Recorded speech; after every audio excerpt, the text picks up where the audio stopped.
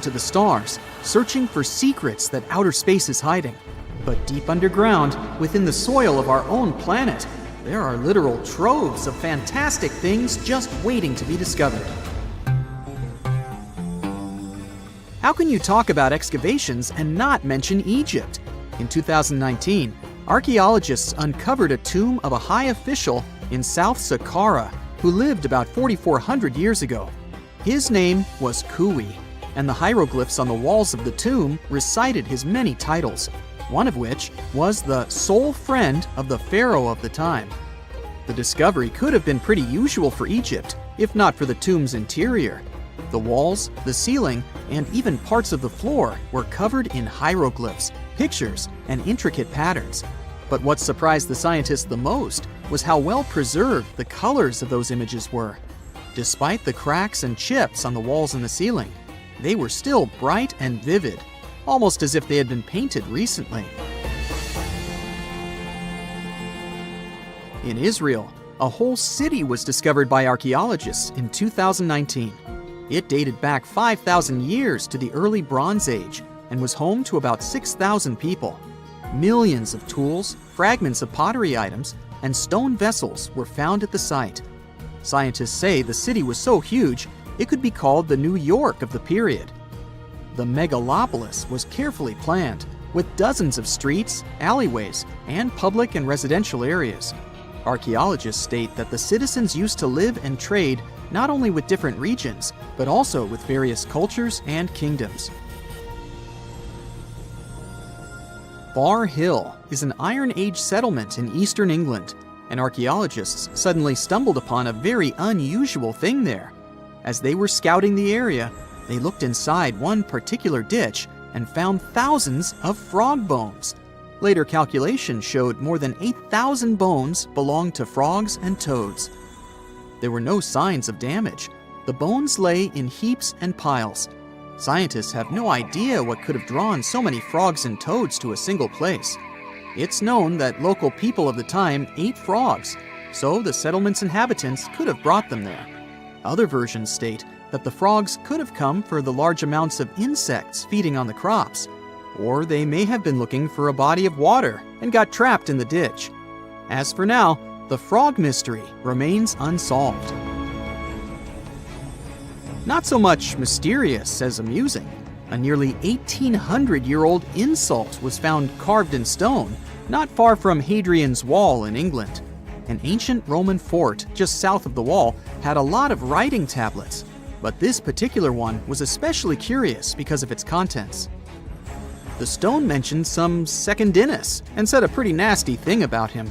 In fact, this is the first stone graffiti ever found that indicates Romans did have quarrels amongst themselves. A rancher in Wyoming, not far from the town of Newcastle, was going about his ranching business when he suddenly stumbled upon a weird bone sticking out from the soil. As he carefully dug it out, he realized the bone belonged to a huge creature. It was larger than a bear. But even so, there were no bears in the area. The rancher called scientists to figure out what it was all about. When they excavated the parts, they ended up with 3 skeletons of dinosaurs, Triceratops to be precise. Researchers were astounded by the discovery for 2 reasons. First, the skeletons were surprisingly complete. There were limb bones, skull parts, feet, and parts of tails. Second, Triceratops had been considered loners because all the previously found skeletons were found alone. In this case, there were 3 of them. One seemed to be a youth, while the 2 others were probably its parents. Judging by the tooth marks on the bones of the largest of the 3, a T-Rex attacked the family, and they couldn't escape from the huge predator. The catacombs of Paris are yet to be fully charted, and strange things keep coming up down there. One of them was found in August of 2004. The local police were having a routine training exercise in the caverns not far from the Eiffel Tower when they unexpectedly came upon a large cave transformed into a fully equipped movie theater. The chamber had an arena where the viewers would sit, a full-sized screen, a projector, and many movies to watch. Interestingly, they were all regular ones, featuring 50s noir films and more recent pictures. There was also a second, smaller cavern adjacent to the first one, which was used as a restaurant. Someone installed an electricity system and at least 3 phone lines in the underground cinema. But the most sinister thing happened when the officers returned to the site 3 days later to further investigate the matter. They found that all the power cables and phone lines had been cut, and a mysterious handwritten note was lying in the middle of the floor, saying, "Do not try to find us." Nobody still knows who built that underground movie theater and why. In 1948, the first report came about a puzzling 93-mile-long wall built in Jordan. It's still unknown who made it, when, and why. Its purpose is not defensive. It was too low and narrow to have protected anything from anyone. It lies in ruins today, of course, but when it was still quite new, most of it was about 3 feet tall and 1.5 feet wide. The most popular theory explains that the strange wall might have served as a farmland boundary. Researchers found traces of ancient agricultural lands to the west of the wall. The boundary might have protected those from hungry goats emerging from the east with nomadic tribes. While we're still in Jordan, there's one more mystery here: stone circles that date back 2,000 years. They're pretty big, with a diameter of about 1,300 feet or more. So far, scientists have discovered 11 of these big circles. Yes, that's their official name. Still, they're just a couple of feet high, making them even more puzzling. Originally, researchers believed they were huge corrals for animals, but there are no openings between the stones the circles are made from to let people or cattle in or out. Currently, no one knows who built these ancient structures or why.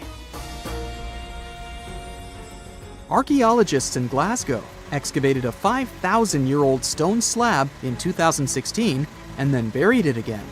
The slab is called the Cochno Stone and has been known to the locals since the 19th century. The stone is large and flat, measuring 43 by 26 feet, and has swirling decorations that had been found at many other prehistoric sites across the globe. The stone was first fully excavated in 1887, but within the following decades, it was covered in graffiti by unknown people. So, to avoid further damage, a group of archaeologists buried it in the ground again in 1965. And then, in 2016, another group of researchers unearthed the Cochno Stone again to record the artwork using modern photography and surveying techniques.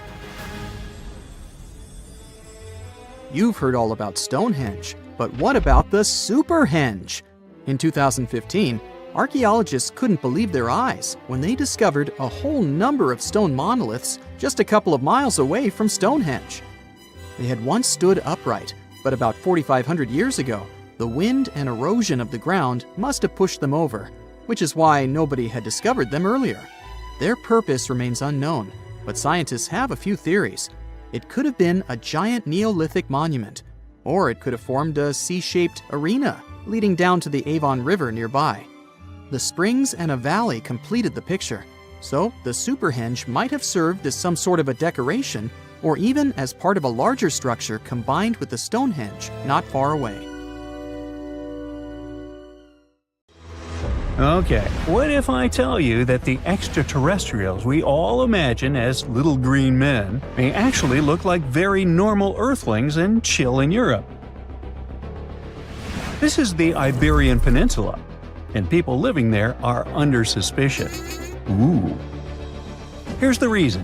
Somehow, parts of the most important artifacts that the Iberian civilization called Treasure of Valena are made of metal that simply can't be found on Earth, because it's metal from a meteorite. Now let's tackle this step by step. This is the artifact itself, and it's composed of 59 different objects. Bowls, bottles, and bracelets. Is there a pattern there with all those bees? In total, the find weighs around 20 pounds, of which 18 pounds are 23.5 karat gold. Now, if you're not a metal specialist, I'll clarify it for you right away. For comparison, 23 karat gold is 95.8% pure gold, so 23.5 karat is even purer. The remaining percentage goes to other metals to help add strength and durability to the precious alloy. There was also silver, iron, and amber in that set. The artifact could have been pretty straightforward, but for these two, let's call them imposters. Look at this wrought iron bracelet and this hollow hemisphere. Can you see that? Those rusty lines on the hemisphere and the overall weird color of the bracelet do stand out, since everything else is made of purest gold. This all started back in 1963, when a researcher noticed a dark leaden metal among the shiny bowls and bottles. The metal was shiny in some areas and covered with a ferrous-looking oxide that was mostly cracked. Now, just so you understand, gold does not usually act this way. Gold is one of the least reactive of all metals, so it won't even tarnish, let alone rust. To figure out where this suspicious iron came from, researchers turned to mass spectrometry, which checks out the mass-to-charge ratio of molecules. Their findings showed that the nickel in the iron is similar to that found in meteoritic iron. Simply put, the bracelet and the hemisphere are of extraterrestrial origin. Ooh. Now, the exact age of the trove is hard to determine, yet it's crucial. We need to know the exact age to see if it coincides with the start of the Iron Age in the Iberian Peninsula. If it does, then no further questions here. But if it doesn't, well, it's, at the very least, weird, if not suspicious. So there's this three-age system. It comprises the Stone Age, then the Bronze Age, and then the Iron Age. The Stone Age is of no importance here, so let's compare the Bronze and the Iron Ages. The Bronze Age began when it was realized that combining copper and tin produced a material that was more durable than either metal alone.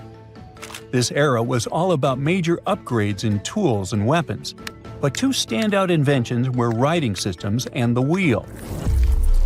Then came the Iron Age. This time was all about slowly bringing iron into everyday life. Iron was way easier to shape into cool designs than bronze. Now, this was a big deal because iron, especially transformed into steel, provided significant improvements in all aspects of life. Tools became lighter, cheaper, and stronger compared to their bronze equivalents. You get it? Good. So, researchers have long debated whether the treasure dates back to the post-Argaric era or the latter part of the Bronze Age. The most recent study claims that those artifacts were created in 1400 to 1200 BCE, and something really doesn't add up. First off, the Iron Age began around 500 years after these artifacts were crafted. Plus, ancient craftsmen couldn't know back then how to work with metals that landed on Earth approximately 1 million years ago. And while the dates are really hard to explain, there is a logical explanation for the craftsmanship. The theory here is that those metal workers simply had access to the fallen meteorite, and thus, they could study it well and discover its properties before using it for decorative purposes. They could have figured it out through trial and error, and once they knew exactly how to work with this extraterrestrial metal, they proceeded to adorn the artifacts with it. Plus, there were the Phoenicians, who contributed to their craftsmanship. Now, it's true that the Iberian people have been processing metal and making pottery long before the Phoenicians settled on the peninsula.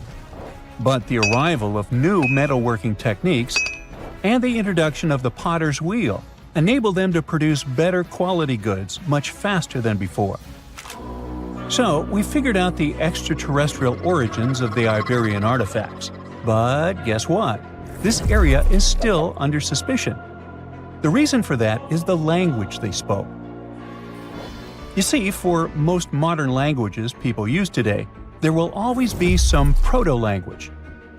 Say for Italian, Spanish, and French, it's Latin, hence their similarities. But wait, Iberian was largely spoken where modern Spain is, so why isn't Spanish similar to it? Well, the truth is, no language today is similar to the Iberian. Maybe only the Basque language, but it's because of some similarities found in their numerical systems. Basque is classified as a language isolate, or simply unrelated to any other known languages, and the only language isolate in Europe. The Iberian language is unclassified. While the scripts written in it have been deciphered to various extents, the language itself remains largely unknown. And look at the alphabet the Iberians had. Looks like it doesn't really belong to our planet. But hold up, this one might be a bit of a stretch. When the Phoenicians came to the peninsula, they brought along their alphabet to the Iberians. But honestly, the Iberians probably weren't keen on just copying someone else's writing system, so they tweaked it until it looked completely different. Let's just say they took some inspiration and ran with it. While linguists can guess to some extent how most characters sounded, actually translating the language is still completely impossible. The Iberian language was non-Indo-European and faded away over 2,000 years ago. And there aren't any similar languages left to help us out. Super frustrating, right? Yeah. We got over 2,000 Iberian inscriptions from tombs, coins, potteries, lead plates, and even cave wall carvings. But aside from a handful of words, we're totally in the dark about what they mean. Now, if we could understand their language, we might have learned that they were great thinkers and all, but we can only contemplate the works of art they left. Iberian culture has a lot of amazing stuff made by talented artisans. We're talking about not just metalwork and ceramics, but also detailed sculptures, textiles, jewelry, and other personal bling. But here's the catch. Making all those luxury items depended a lot on a big farming class. At the heart of Iberian society, most folks were involved in farming and taking care of livestock. Depending on where you were, the types of farming varied. For example, up in the north, they were all about growing grains, while down in Valencia, they focused on producing olive oil and other agricultural aspects. In the west, raising animals was the name of the game. Still, we don't have much information about the day-to-day lives of the many people doing this essential work. Yet, on the flip side, we know a lot about the upper class of Iberian society, who control these agricultural resources and hire the artisans. By the 7th century BCE, we start to see a group of Iberian princes who were living the good life, trading with the Phoenicians and enjoying fancy luxury items. You can spot this elite class in their burial practices. Cremation was the go-to method for funerals among the Iberians, and wealthy individuals were often found in cemeteries with all sorts of lavish goods and funerary sculptures that give us a peek into the fashion and hairstyles of the rich. Interestingly, starting in the 6th century BCE, there was a noticeable drop in the number of recognizable burials, which suggests that these elaborate funeral customs became more exclusive to a small elite. Meanwhile, the fate of the majority, farmers, artisans, soldiers, and laborers, who made up a big chunk of the population, remains a bit of a mystery. It used to be a pretty advanced civilization, but it vanished without a trace. Researchers think it could have been due to some massive earthquake, but so far, we don't know for sure.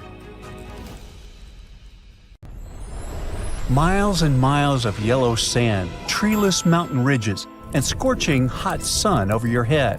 And suddenly, something you'd never expect to come across in a barren desert. A small group of overexcited people.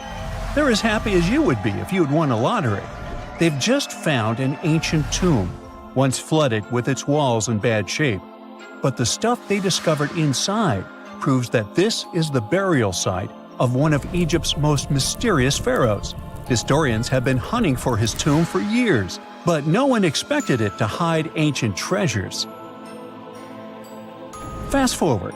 After careful examination of the site, Egyptian officials have announced the discovery of the tomb of King Thutmos II. It's the last missing tomb from Egypt's 18th dynasty. And this is also the first royal tomb found since King Tutankhamun's was discovered in 1922, in more than 100 years.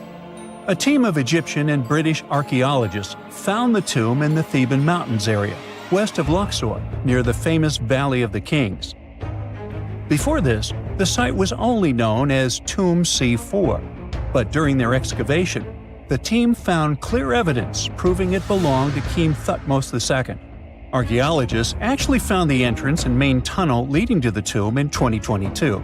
But at first, they thought it belonged to a queen because it was near the graves of Thutmos III's wives. It was also close to Queen Hatshepsut's tomb, Originally, it was prepared for her when she was just a royal wife, but everything changed when she became pharaoh. But we'll talk about this twist of fate a little later.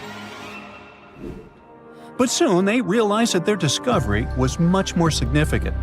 They found alabaster jars with Thutmos II's name and the words "deceased king" written on them. That's when they realized that the tomb was actually his final resting place. Sadly, Thutmos II's tomb has seen better days. According to the head of Egypt's antiquities sector and the leader of the Egyptian excavation team, the tomb suffered major damage from ancient floods not long after the pharaoh's death. Water swept through the burial chamber, likely destroying or displacing many of the original artifacts.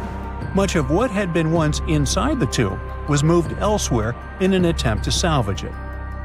The researchers found out that the tomb had a basic design, with an entrance, a sloping main corridor, and a burial chamber. The corridor was coated in white plaster and rose about 4.5 feet above the floor of the burial chamber. A large staircase and a very large descending corridor of the tomb indicated its grandeur. It took the team a long time to navigate through, though, as the tomb was blocked by flood debris and collapsed ceilings. Only after crawling through a 32-foot passageway with a small 16-inch gap at the top, the worst nightmare for those of us with claustrophobia, were they able to reach the burial chamber. There, they were in for another surprise. They cleared the debris, expecting to find the crushed remains of a burial beneath. But the tomb turned out to be completely empty, and it was not due to robbery. It had been deliberately emptied. The researchers soon realized that the tomb had been flooded since it had been built underneath a waterfall. It happened just a few years after the king's burial, so the contents of the tomb were moved to another location. That's why there was a second corridor in the tomb. It was most likely made to help remove King Thutmos II's body from his flooded tomb. Despite the damage, the excavation team made some really exciting discoveries.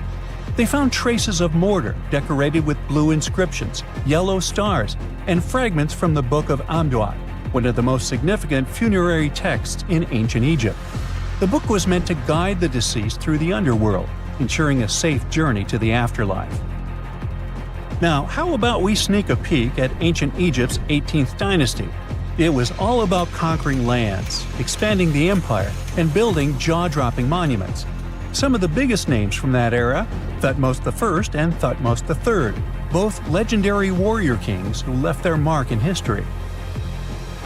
Thutmos I was a fierce fighter who led major military campaigns, pushing Egypt's border further south than ever before, all the way to the fourth cataract of the Nile. His victories gave Egypt access to new trade routes, stronger political ties, and more wealth. His conquests were so significant that they were recorded in the tombs of his top officials. Thutmos III, sometimes called Thutmos the Great, took things even further. He was not only an incredible military strategist, but also the commander of Pharaoh Hatshepsut's armies before becoming king himself. He led between 17 and 20 military campaigns, winning every single one and expanding Egypt's empire to its peak. He even created the world's first navy. Thutmos III is often remembered as Egypt's greatest warrior pharaoh. And sandwiched between these two powerhouses was Thutmos II, a pharaoh who doesn't get nearly as much attention. Hey, the middle child, right? His reign lasted only about 5 years before he passed away at around age 30 in 1479 BCE. He is kind of a mystery. No one really knows what he accomplished. For the longest time, even the location of his burial site was totally unknown. His body was actually found in the 19th century. It was just lying around in the mortuary temple of Deir el-Bahari, in a secret chamber where priests used to hide royal mummies centuries after their original tombs were looted by grave robbers. In other words, Thutmos II's body must have been moved from his original resting place at some point in history to protect it. During his lifetime, Thutmos II made at least one major impact on Egyptian history. He married his half-sister, Hatshepsut. That might not sound like a big deal, but it helped her become Egypt's greatest female pharaoh after he passed. The catch? She kept her stepson, Thutmos III, off the throne for decades. When he finally took power, he erased her name from history out of spite. And still, Hatshepsut is one of Egypt's greatest pharaohs, no matter if you're talking about a man or a woman. She brought a lot of wealth and art to Egypt. She led a big trading trip to a place called Punt, where she brought back things like gold, ebony, and incense. She also made sure her name lasted by building amazing structures that we can still see today. At Karnak, she added huge obelisks. One of them is still standing tall. She also was the one to build the Temple of Dir al-Bahre with its countless columns. She was buried there. Interestingly, Hatshepsut was often shown in art as a man with muscles and a beard, like how pharaohs were usually depicted. But she made sure there was always something in the artwork that reminded people she was a woman, like calling herself Daughter of Re or His Majesty herself. When she passed away in 1458 BCE, Egypt wouldn't have a female ruler as powerful as her until Cleopatra, about 1400 years later. According to Egypt's Supreme Council of Antiquities Secretary General, isn't that a mouthful? Hatshepsut's name actually appears in Thutmos II's tomb, meaning she might have even handled his burial. As for their final resting places, well, Hatshepsut was buried in the Valley of the Kings, and Thutmos II's mummy is now in the National Museum of Egyptian Civilization, alongside other ancient Egyptian rulers. It gives visitors a rare chance to see the remains of a nearly forgotten pharaoh. Now, experts consider the discovery of his tomb to be one of the most significant in recent years. The artifacts found there add important details to our understanding of the history of the region and Thutmos II's rule. And even though the tomb's design is fairly simple and follows the same architectural style preferred by later Egyptian rulers, its historical importance is undeniable. In any case, the mission isn't over yet. Archaeologists are now focusing on solving another mystery. Where did the rest of the tomb's contents end up? The team is determined to continue their search. Who knows what other secrets they will uncover that have remained hidden beneath the sands for thousands of years. No man shall ever find my tomb. That's what, according to rumors, Cleopatra once said. Rumor has it really wasn't about the gender. She wanted no living soul to disturb her, and I think she meant that no human would ever discover the location of her grave. But, surprisingly, it was indeed a woman who was closer than anyone before to finally discovering the Queen's resting place. Meet Kathleen Martinez Berry, a criminal lawyer turned archaeologist. She got so intrigued with Cleopatra's story that she packed her bags and went to Egypt with no official support and even no permission from the authorities. All she had was pure determination to find the Queen's tomb. Now, you could say Kathleen had always been ahead of the game. She skipped grades in school, mastered piano, chess, swimming, and martial arts, and grew up listening to top intellectuals debating in her home. And she even got her law degree at just 19, and archaeology was her side passion. She had never actually been to Egypt, never dug up a single artifact. But her fascination with Cleopatra went all the way back to an argument with her father in 1990. That day, she walked into his library looking for a copy of Antony and Cleopatra by Shakespeare. Her dad, Fausto Martinez, a professor and legal expert, casually called Cleopatra a seductress. Kathleen wasn't having it. She fired back, arguing that history had been totally unfair to Cleopatra. The Romans, she said, wanted to destroy her reputation, and for centuries, people had just believed their version of the story. The debate went on for hours, and in the end, her father admitted maybe he had judged Cleopatra too harshly. That conversation changed everything for Kathleen. From that day on, she read every ancient text she could find, especially Plutarch's account of Cleopatra and Mark Antony. The more she learned, the more convinced she became that Cleopatra wasn't just some queen who fell for the wrong guy. She was a genius, playing a dangerous political game to keep Egypt independent. And the more she read, the more she started thinking, what if everyone had been looking for Cleopatra's tomb in the wrong place? That thought stuck with her. When she was caring for her second child, she earned a master's in archaeology. Multitasking. That reignited an obsession that would take over her life, uncovering the truth about Cleopatra. Even though most experts believe that Cleopatra's tomb, along with the final resting place of 13 other Ptolemaic rulers, lies somewhere beneath modern-day Alexandria, Dr. Martinez has a different idea. She believes Cleopatra was buried at Taposiris Magna, an ancient temple dedicated to Osiris, the Egyptian deity of the afterlife. But she still needed an ancient foundation plate. These plates, about the size of a smartphone, were placed beneath important temple structures and often contained inscriptions explaining when and why the temple was built. If she could find a plate that confirmed the temple was dedicated to Isis, Cleopatra's patron deity, she'd have solid proof that this was the right place to look. Nothing could deter Martinez. She excavated the entire temple site, digging deeper than anyone before her. Her team found coins with Cleopatra's name and face stamped on them. It meant Cleopatra had a direct connection to this site. Then, they uncovered something even more interesting: a tunnel used to bring water to people, leading straight from the temple into the Mediterranean Sea. So, if parts of the temple had already sunken into the water, could Cleopatra's tomb be down there too? Martinez needed proof to convince Egyptian authorities to let her search underwater. And, against all odds, she found the missing foundation plate. On it, the pharaoh offered a large area of Nubia to deity Isis. That was it, the confirmation she needed. The temple was indeed dedicated to Isis, proving her theory wasn't just speculation. If one temple was on land, Martinez suspected the second temple, possibly Cleopatra's tomb, had collapsed into the sea.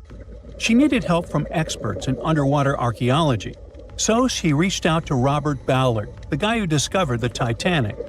With support from the Egyptian authorities, she and her team began exploring the waters off the coast of Alexandria. And what they found was mind-blowing. Underwater, they discovered massive stone structures, some standing 6 to 10 feet tall, right where the coastline would have been thousands of years ago. They also found basalt blocks, the same material used in the statues from the first temple. That meant one thing: those weren't just random rocks. They were the remains of a lost city, buried beneath the sea for centuries. Now, we can only wait and see whether Martinez and her team will be able to unravel one of the greatest mysteries of the past left by the outstanding woman that was Cleopatra. Here's some backstory. After her father, Ptolemy VII, passed away, Egypt's throne went to both Ptolemy VIII and Cleopatra, or so it seemed. Cleopatra, just 18 at the time, allegedly married her 10-year-old brother. Yeah, ancient royalty had some different customs, though there's no solid proof of that. But sibling love didn't last long. Young Ptolemy decided he wanted all the power for himself and tried to push Cleopatra out. Forced to flee the country, she didn't just sit around feeling sorry for herself. She raised an army, ready to march back and take what was hers. That's how, at 21, she was already in the Sinai Desert, leading an army and planning her return to the throne. Now, by that time, Cleopatra had already been locked in a powerful political, and not only political, alliance with Julius Caesar. In June 47 BC, she gave birth to a son, Ptolemy Caesar, better known as Caesarion, who, many believe, was Caesar's child. But that didn't stop her from playing by Egyptian royal rules. And her husband number 2, her other brother, Ptolemy XIV. Yep, despite her ongoing affair with Caesar, Cleopatra married yet another sibling, because, in her world, keeping the throne in the family was the name of the game. Now, marriage aside, Cleopatra's bond with Caesar stayed strong. She even traveled to Rome with Ptolemy XIV for a state visit. But instead of playing the role of a dutiful queen, she stayed in Caesar's private villa by the Tiber River. But after Julius Caesar lost his life in 44 BCE on the Ides of March, Cleopatra's political standing became shaky. To make matters worse, her brother-husband Ptolemy XIV passed away soon after, and some suspect Cleopatra had a hand in it, leaving her as the sole ruler of Egypt. Meanwhile, back in Rome, Mark Antony was rising to power as Caesar's presumed successor. Wanting to size up the Queen of Egypt, he summoned Cleopatra, and she did not disappoint. Sailing into town on the lavish barge, dressed as a deity, Cleopatra made quite an entrance. Antony was instantly mesmerized, so much so that he left his third wife back in Rome and followed Cleopatra to Alexandria, where their relationship turned into a full-blown royal affair. The two had 3 children together. Together, they waged war against Caesar's adopted son, Octavian, in a battle for control of the Roman Empire. The last time the queen was seen, she was in her mausoleum, dressed in full royal splendor, diadem on her head, lying on what Plutarch called a golden couch. When Antony and Cleopatra lost at Actium, Octavian's forces marched into Alexandria.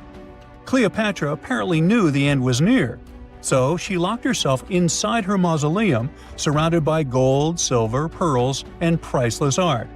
Those were the treasures she threatened to burn rather than let the Romans take them. Antony, meanwhile, wasn't going to let the Romans capture him alive.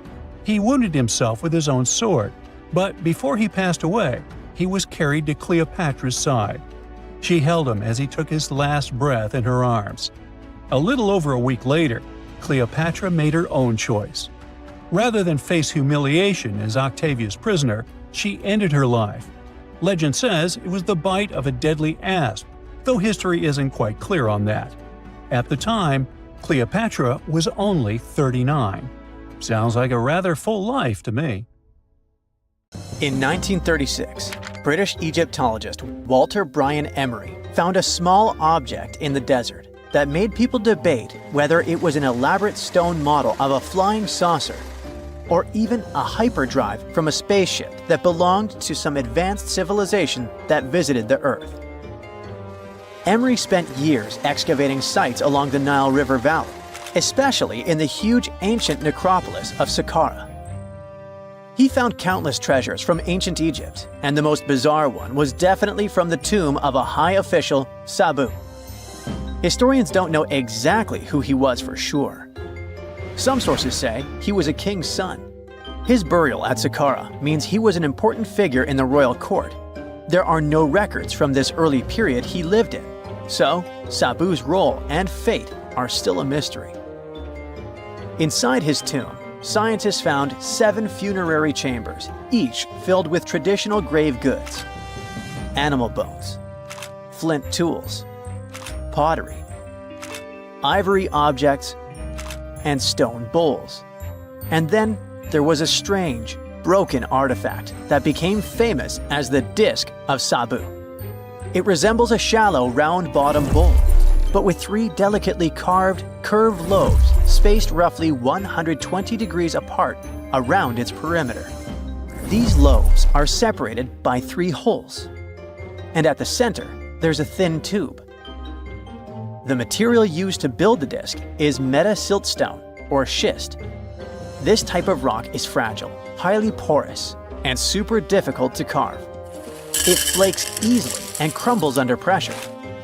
So how they made the disc out of it with rather simple stone and copper tools from 3000 BCE is still a mystery. The next big question is why they decided to bury Sabu with it. Perhaps if we knew its true purpose, it would make more sense. When it was first discovered, archaeologists thought it was nothing more than a vase, an incense burner, or a ceremonial decoration. But those who took a closer look from the point of view of an engineer decided it could actually be a component of a larger mechanism. An amateur historian made an exact copy of the artifact with a 3D printer, and it turned out that the Disk of Sabu was an ancient impeller, a crucial part of a centrifugal pump. When they put it in a housing and span at high speeds using the small central shaft, the disc was able to displace water. When it was tested without a housing, the disc created a powerful vortex. It became clear that the curved lobes and slightly concave shape of the disc weren't random. It was probably all engineered to move water with remarkable efficiency, like a powerful pump mechanism. Ancient Egypt's entire civilization depended on irrigation. Later dynasties perfected basin irrigation and managed to control the rise and fall of the Nile to take the most from agriculture. So, the engineers of the first dynasty may have been experimenting with advanced irrigation techniques thousands of years earlier than scientists previously thought. But then again, some people have doubts schist is strong enough to be used for a pumping mechanism. They suggest that artisans from Egypt's first dynasty were trying to recreate an even older object, using whatever tools and materials they had. It could be a stone replica of something originally made from metal, possibly belonging to a civilization far older and more advanced than ancient Egypt itself. One Swiss author takes this idea even further and proposes that the disk is a copy of a component from an extraterrestrial spaceship's hyperdrive, or stone model of a flying saucer. One French researcher believes the Disk of Sabu was part of a secret massive factory system to manufacture sodium carbonate inside pyramids. Some people suggest that the disk may have been a primitive tool for weaving ropes. The lobes held strands of silk or fiber that were twisted into twine when it was spun. Or it may have been a gigantic lamp. Another historical mystery is a map from 1513 that is believed to be the oldest surviving detailed map showing the Americas. The author of the map is a Turkish captain, Piri Reis. He never crossed the ocean himself and put together this map from 20 regional maps. He used an Arab map of India, 4 Portuguese maps showing India and China, and a map of America by Christopher Columbus as he saw it. This last map was lost for many years, so Reis's map gave us an idea of what Columbus must have recorded during his third voyage to the New World. A historian who studied the map suggested that it showed Antarctica in prehistoric times because it strangely resembled Antarctica's true coastline, the way it looked when it was free of ice.